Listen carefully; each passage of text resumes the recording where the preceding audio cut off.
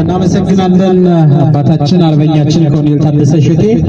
በመቀጠል የምታከብሩት እጅግ የምትወዱት እኛም በዚህ መድረክ ቢገኝ ደስ የሚለን ወንድማችን ጀግናችን አርበኛ ከፍያለው ደሴ ሰላም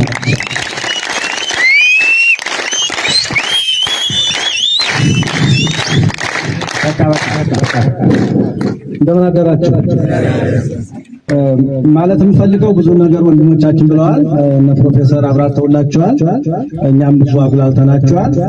ይህ ትግል እናንተም እኛም ተቆጥረን አማራ ተፈናቀለ፣ አማራ ተገፋ፣ ተገደለ ተብሎ የተጀመረ ትግል ግን እናንተ ይህን ትግል አምናችሁበት እየሰማችሁ ነው። ሰኔ ሙጃ የሚሰራው የ6 ዓመት ማን እየተደፈረ አሁን መኖር ነው።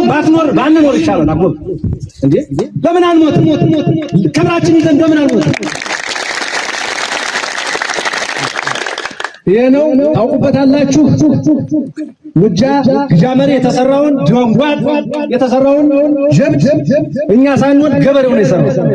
አስቆጥሮታል። መከላከያ ሽባ ሆኖ ተሽመድምዶ አንድ ቋት ላይ እንዲቀመጥ ሆኗል። ይሄ ማን ነው? ጀግናው ገበሬው የኛ የገበሬው ጦር ነው የኛ። ስለዚህ ማንኛውም ሰው ወደዚህ ትግል አሁን ሰዓት ጀምሮ ማንንም በጥርጣሬ ሳይ መቀላቀል አለ። ህዝባዊ ነኝ እኔ ተከብሬ ያለው ህዝባዊ አድርጌው ጦር ምንም ጥርጣሬ አሁን ወደዚህ መተናል። በየሸንተረሩ ገበሬው ወጥቶ ተጠርንፎ ገንፎውን እየበላ አገሩን እየጠበቀ በዚህ ልክ ነው። በቃ አገር ሰላም ሲሆን ወደ ስራችሁ ትመለሳለች። መጀመሪያ ክብራችን ዝቅ ሊያደርግ የመጣውን ባንድ አንድ እየፈረሰ ነው። ባንድ በጥፎ ነው የቆመው። ለምን ነው ገፈር ማንተ ነው? ለምን አሁን በአቀባበላችሁ በዚህ በስብሰባው ደስ ብሎኛል። ደስ ይበላችሁ። ሌላው ነገር ወንድሞቻችን ትምሮታል ገልጠውታል።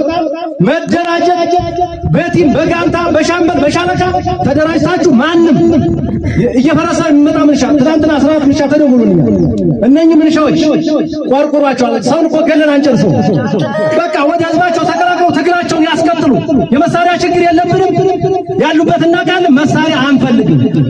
ግን እንድንታገል እንቅፋት አይሆኑ። ትግሉን ይምሩ። በቃ መንገድ እየመሩ ወንድማቸውን ለማስበላት በቃ ይሄን ከስተታቸው ቶሎ ላልተመለሱት በጣም አዝናለሁ።